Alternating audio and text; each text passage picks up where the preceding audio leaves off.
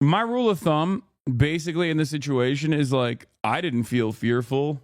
I didn't feel like this person was, if this person was at large, I would not have felt unsafe. I'm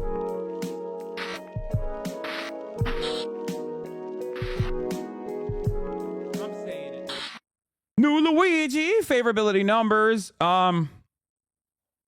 Yeah, Luigi, 18 to 29-year-olds at a +9 favorability.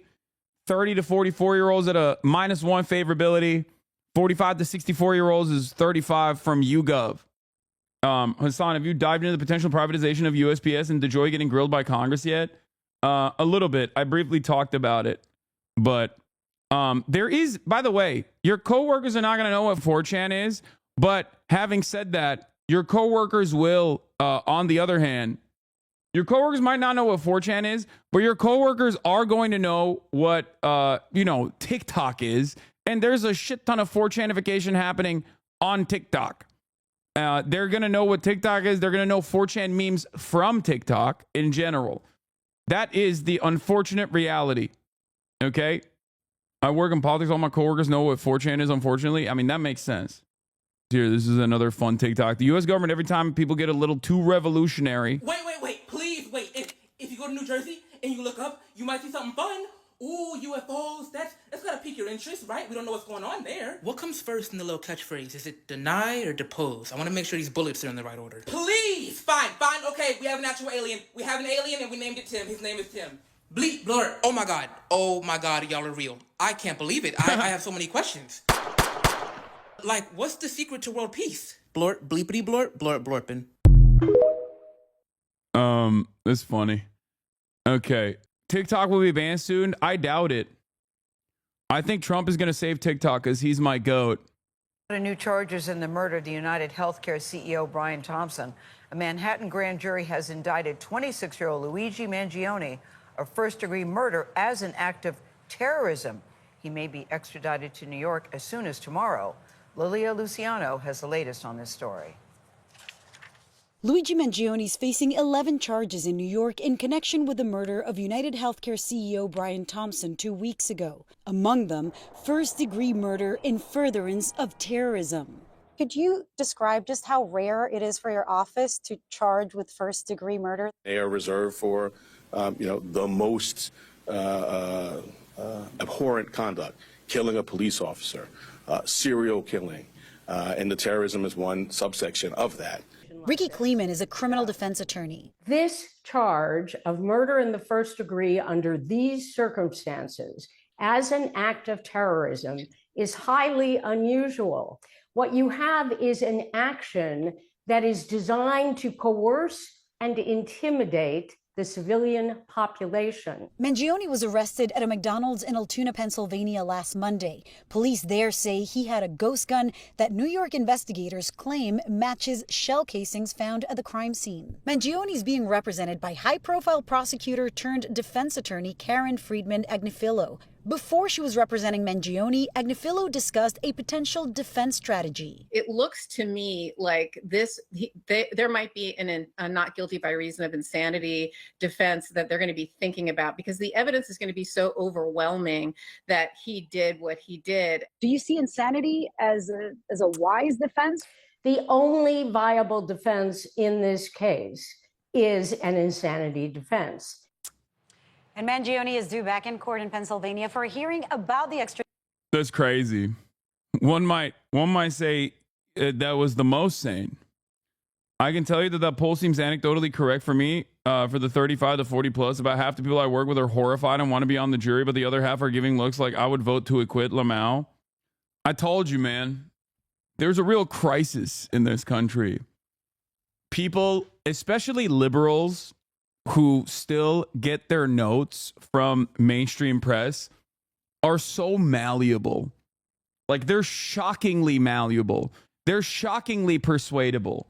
Like, they'll have their own perspective on this immediately. They'll be like, yeah, I don't really give a shit about this. Okay? I don't really give a shit about this, to be honest. Who cares? Like, these guys have f***ed me over or whatever.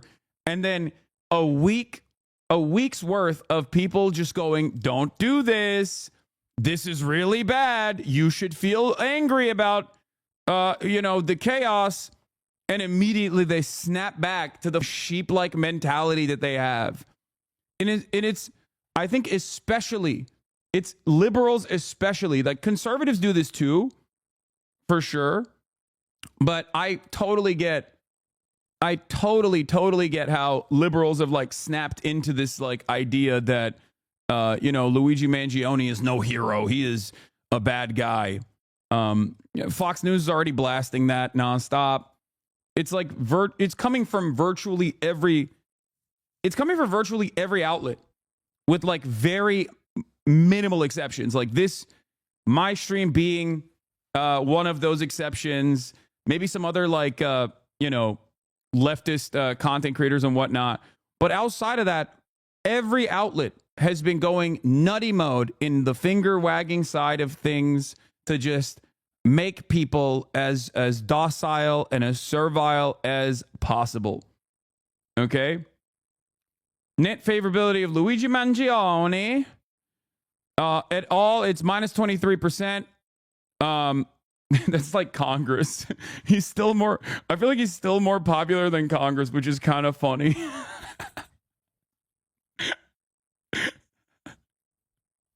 But yeah, for the 65 plus year olds, it's like, see yourself out of this conversation, you old bitch. You already have like the closest to socialized medicine as you can get. And your understanding of the world is dramatically different than like obviously 18 to 29 year olds and the future that they see for themselves and the way things are totally up for them. And it's pretty funny when boomers are just like, oh, excuse me, I don't know why anyone would get mad at a healthcare CEO. It's like, oh yeah, that's weird. As you said yesterday, if the 18 to 29s had what the 65 pluses have, the numbers might look the same. Yeah, exactly. If they had Medicare for all, they'd have a very different attitude. Right now, it's Medicare for only the boomers. Yeah, Luigi Mangione is more popular than Congress, so you feel me? Congress approval rating is at 19%, and its disapproval is at 74%. Is Kai doing okay? Yeah, she's perfectly fine. She passed the out. Look, she ran around all morning, tired her ass out. Yeah, Luigi Mangione is more popular than Congress, okay? The more you are old, the more you are evil. Yeah, I don't think it's like every old person. I'm not going to say that. But a lot of the old people that responded to these polls are just truly, truly evil. Even if they're not, I think their better judgment is clouded. Whenever there's an opportunity for them to basically write something on a poll, they just go with like the absolute worst possible choice. It is what it is. But yeah, it's ironic because, Medicare also is impacted, for the record. Medicare is also severely impacted by privatization initiatives as well. We've talked about Medicare A, B, C, D. I think it was A, B, C, and D. There are privatized aspects of Medicare that also suck. And it's really interesting that these guys probably don't comprehend that because they're too old. But obviously, the broad majority of people get this coverage. So on their the ones that do get this coverage are like, why would anybody do anything about healthcare? Healthcare is great. Anyway, so, but yeah, Luigi Mangione has officially been charged with a terrorism charge, and there is a lot of analysis on the terrorism charge. In New York State, first-degree murder is exclusive to peacekeepers like, EMTs, firefighters, and cops. It's mostly just for cops. So the normal murder is considered second-degree murder in New York State, as far as I understand. But there is an additional factor here that the district attorney of Manhattan, Alvin Bragg, decided to add on to it to escalate this into a first-degree murder charge because this is a second-degree murder that was conducted to do what they consider terrorism. And this might have been a mistake. I personally think it's a twofold mistake. One, because now the main focus of this investigation, the main focus of this court case is going to be healthcare. Now, healthcare is going to be discussed. Okay. So that's number one. And number two is that given this overreach, it gives the defense attorneys more opportunities to basically pick it apart and create plausible deniability, or not plausible deniability, sorry, reasonable doubt in the eyes of the jury. So it's unnecessarily difficult.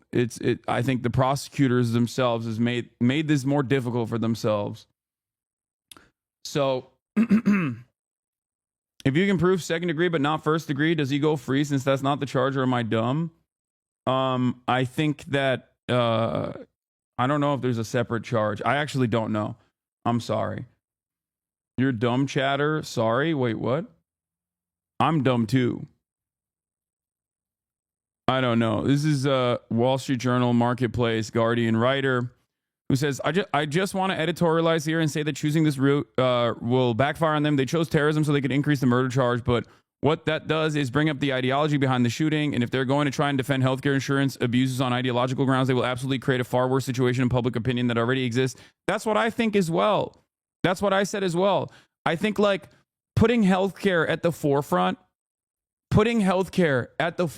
of this and saying like, well, this guy was like terrorizing private healthcare. Like his goal was to, scare private healthcare insurance CEOs, like for-profit healthcare insurance CEOs. In the eyes of the public, it only expands the message. I think it makes that message more resilient. Having said that, however, who knows? Boomers do have a proclivity towards law and order, snapping back into law and order narratives, and also personally getting invested in the idea that like, well, this was a murder, it's bad, murder's wrong, it's bad. Without ever factoring in the reality that like a healthcare CEO on any given Sunday has done egregious crimes, like far worse than the singular act of murder, even though the system itself basically makes that kind of crime invisible and normal. So yeah. Also, on top of that, judging by the metrics of just like terrorism, like what are the things that you can point to in terms of the terrorism? Yeah, he wrote a manifesto. So there's that. That's like one piece of evidence, but every other thing that you can point to is completely outside of his control. You know what I mean?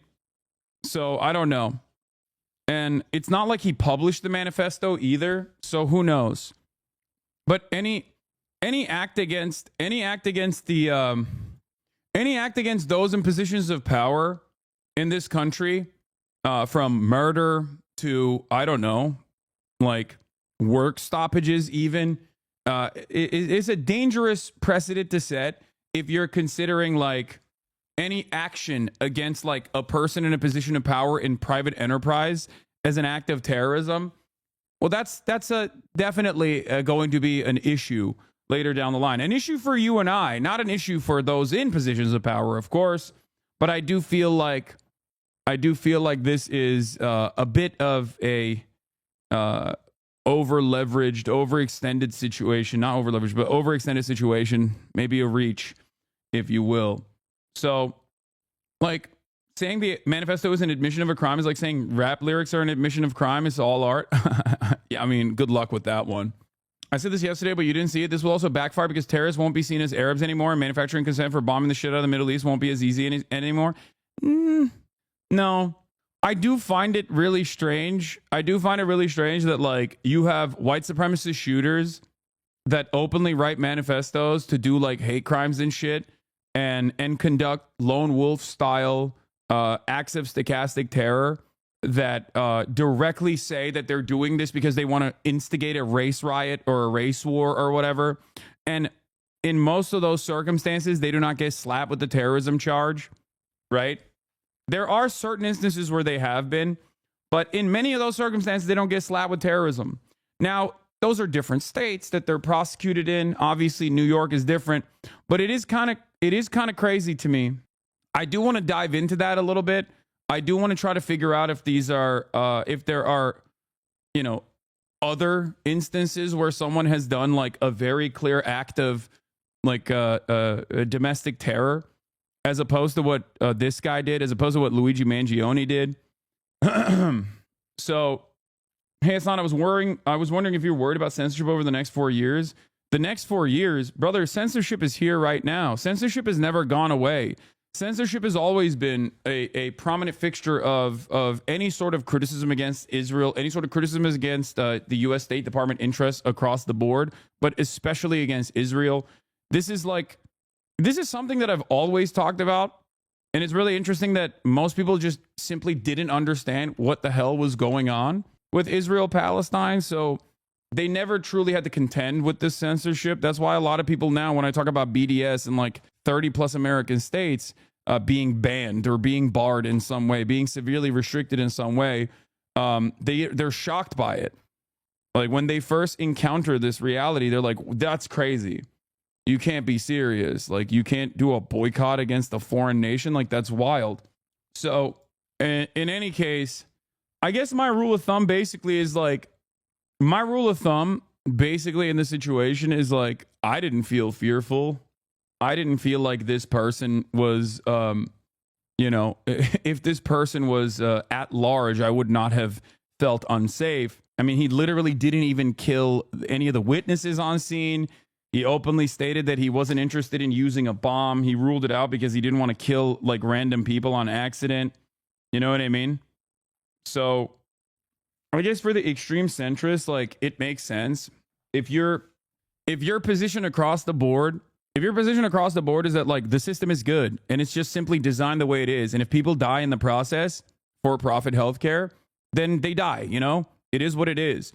We have actually segmented out this violence to the best of our ability so that it seems invisible, so that it seems normal.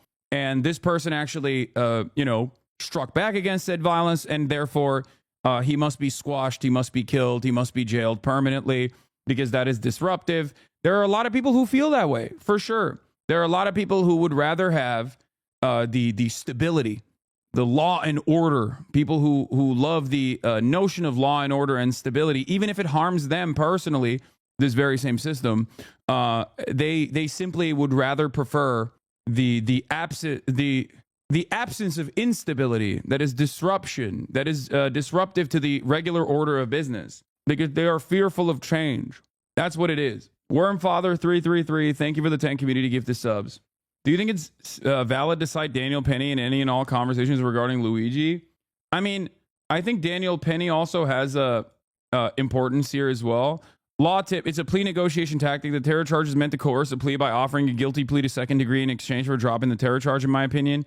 Yeah, that could be the case. Biomart, you're right. But I still think it's a failure overall because it still hyper focuses. Like it still makes his ideological motives the centerpiece of the conversation, and it's also harder to prove in general. And overall, if you are doing this for ideological purpose, if you are doing this because you want to show people how unjust the healthcare system is, the for-profit healthcare system is, then yeah, having the conversation center around your motives, motivations is obviously going to play into that. I still, however, believe that this is a very dangerous precedent.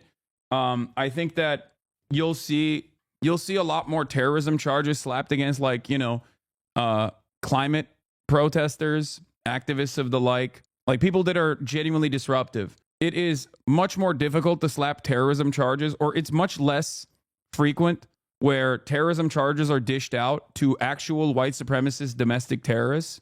And you will understand exactly what I'm saying if you protest police, if you protest, the fossil fuel industry, if you protest any number of different things that make money in the United States of America, or at least is a mechanism of control, you will get slapped as you will get branded as a terrorist.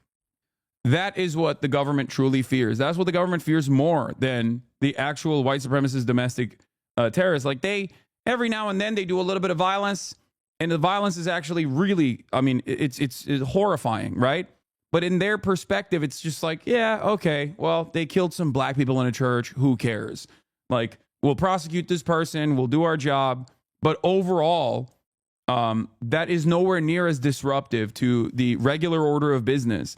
White supremacist acts of violence are not disruptive to the regular order of business in the way that, like, someone waking up a lot of people to the reality of for-profit healthcare is. Does that make sense? Especially because, I mean, this is the same principle as to why Republicans regularly hit that line of talking about black and brown people. You see what I'm saying? Shitting on black and brown people, shitting on marginalized people is not disruptive and is actually beneficial for those who have a stake in continuing the way the regular order of business, in continuing this corporate oligopoly, this corporate oligarchy, because that kind of stuff actually focuses your attention.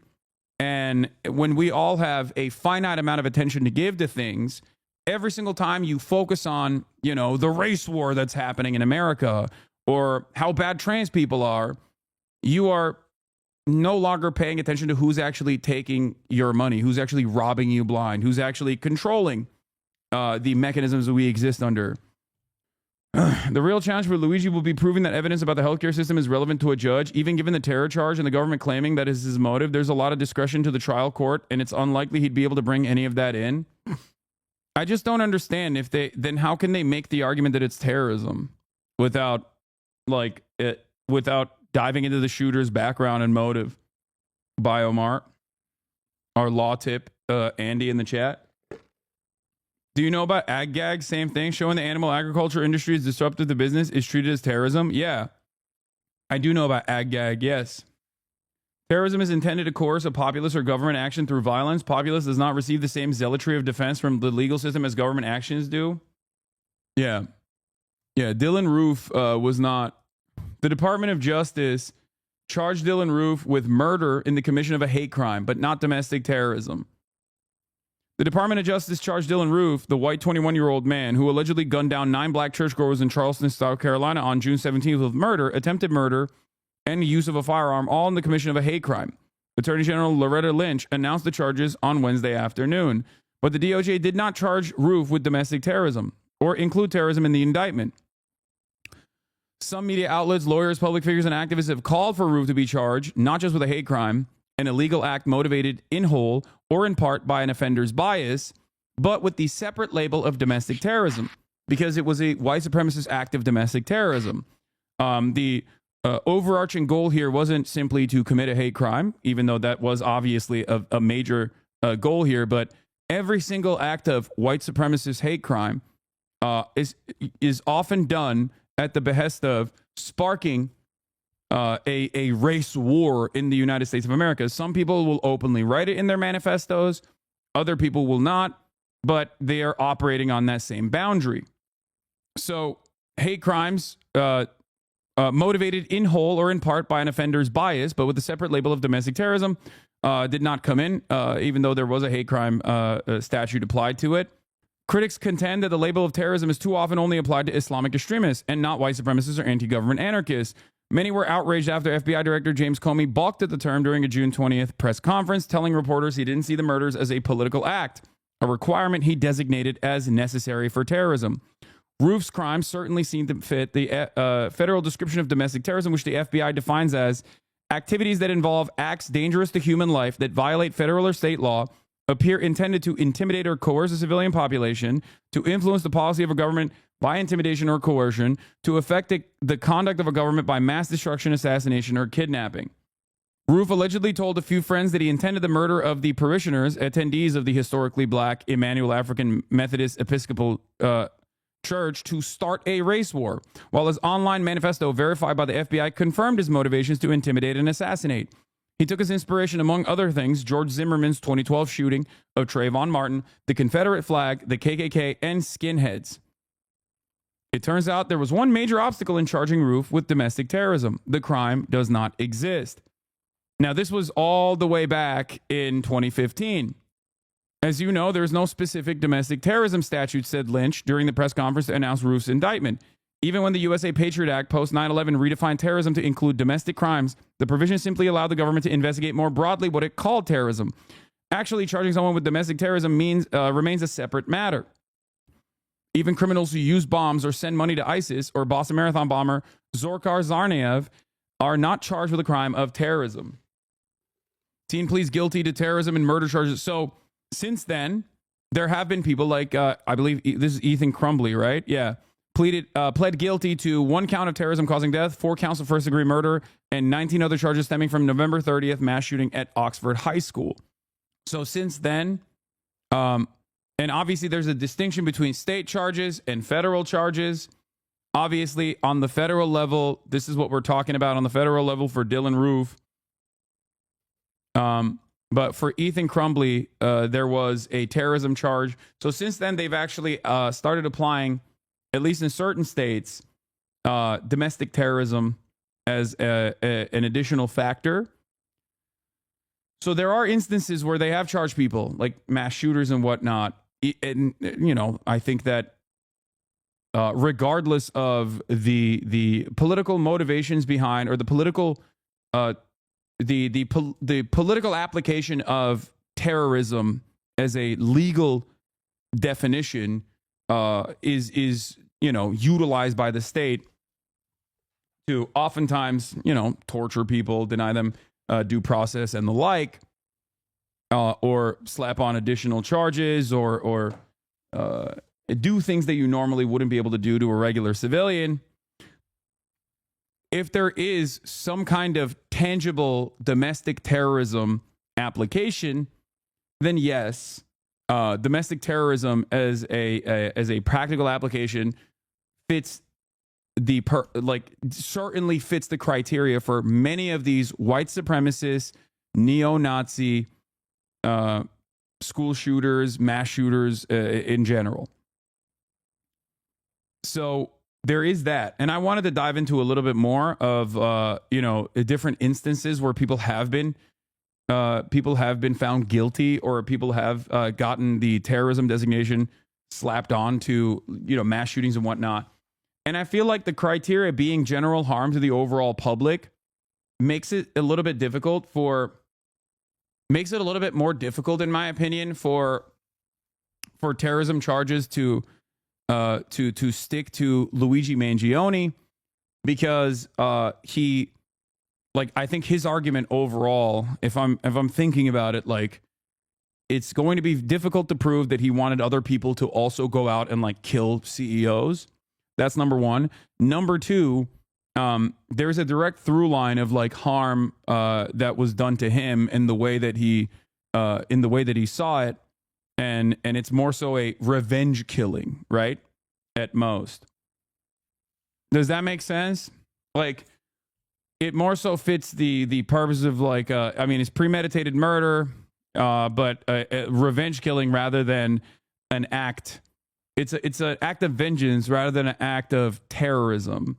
Whereas if you're going into a school and shooting a bunch of people and saying, like, I'm shooting a bunch of people in my school because I want, like, I don't know, I want to incite violence, and I want, or I'm going to the better case would be the Buffalo mass shooter that went into a location where he knew that there would be black people, and specifically wanted to shoot as many black people as possible. And oftentimes they will openly state that their desire is to, you know, wake America up to do a race war, right? Like, that in and of itself, I think, is more so in the pocket, regardless of terrorism, domestic terrorism being this arbitrary charge, if that makes sense.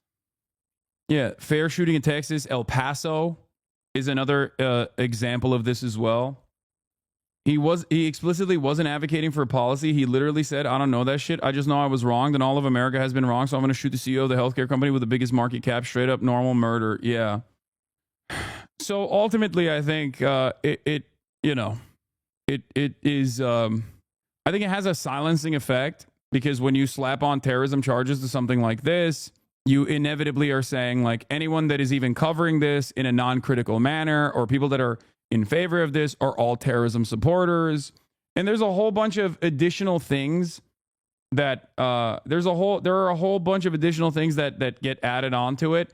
in terms of like expanding the surveillance state and maybe additional charges that are brought up against, what is this? No, not the California state of emergency and not the 20v1. There was another person who actually sent me a link. Oh, Cornell, Article 490, crime of terrorism in New York State.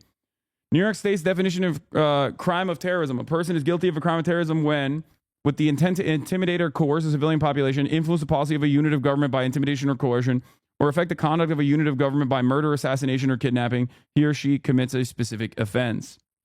This is in the state of New York, the crime of terrorism. I mean, it's a definitely a dangerous precedent, I think, in terms of like denying other people their civil liberties, denying people their First Amendment rights in general. I think that you can use this as, this can be seen as expansive and broad and purposefully vague, in my opinion, where you could just simply say, well, you know, this is someone who is a terrorist. So if you've said something, if you've given money to a GoFundMe for the shooter, for the shooter's like court case, you're technically, funding and facilitating terrorism, things like that. And it's kind of funny because obviously every single person has been wronged by whether it's their ISPs or whether it is for-profit healthcare or whether it's a airline company or whatever. Like, it just, the normal process of capitalism and the constant profit seeking creates corner cutting, creates worse products overall, worse products that you're paying for and oftentimes paying more money for, right? And in that process, you get mad. And like, obviously, it doesn't have to be murder in this regard, but like any kind of anger that you demonstrate in that process is just terrorism now. Like you are not allowed to get mad at this shit at all. It's terrorism. Meanwhile, those very same fighting words or far more severe threats are often done not against corporations, but against other fellow Americans, and there is no prosecution for that whatsoever. Does that make sense? Tradition tomorrow morning, we will be there. The district attorney said that he has indications the defendant may waive that hearing, meaning waive the extradition, and at that point he would be brought to New York, but that if he continues to fight it, his office, the DA's office, is prepared to press forward, meaning that they just did it to have Hasan defending a terrorist. My friend, this is not the first, nor will it be the last time that I talk about someone who has been historically branded as a terrorist, and was not actually a terrorist whatsoever, or was not a bad person whatsoever. The argument I routinely bring up is obviously Nelson Mandela, which apparently people have no response to. And instead, they've chosen to just be like, did you know that Nelson Mandela was on the terror watch list? Like, they don't even respond to it anymore. They just like repeat what I'm saying, but in a sarcastic tone, in like a silly tone, in an effort to deflect. It's very weird. So, like I've said over and over again, the designation of terrorism is often very, it's already arbitrary. There is no legal consensus on this. There's certainly no international consensus on this. And this is one of the things that the rest of the world actually doesn't even follow suit with the United States of America on. Like, that is part of the reason why you don't see every single country declare Hezbollah as a terror organization in the way that America has, right? Because they're like, even in Lebanon, Hezbollah is also a political party within the parliament, right? So there is definitely, there is a lot of, there is no real consensus on this matter whatsoever. And people kind of just go off of vibes. he would push the governor, who has said already that she intends to issue a warrant for The new meta is to just call it disingenuous and say that it's bad faith to use Nelson Mandela as an example. Disingenuous. Why is that bad faith or disingenuous? If the argument itself is, if the argument itself is about like the political application of the terror watch list, is it just that it hurts your argument? So instead of trying to tackle the argument, you just say disingenuous. I don't think Chatter agrees. That's just the meta. No, I know. I just think it's funny that these guys have no counter argument to it. So they just kind of say it's disingenuous to try to like deflate it, I guess. The extradition, and that would eventually bring him here 30 to 45 days. We'll keep following it. Lilia, thank you very much. Appreciate it. The investigation into the management. Yeah. Does it not make it harder for a conviction? Only on the first degree murder charge, but that's it. So yeah.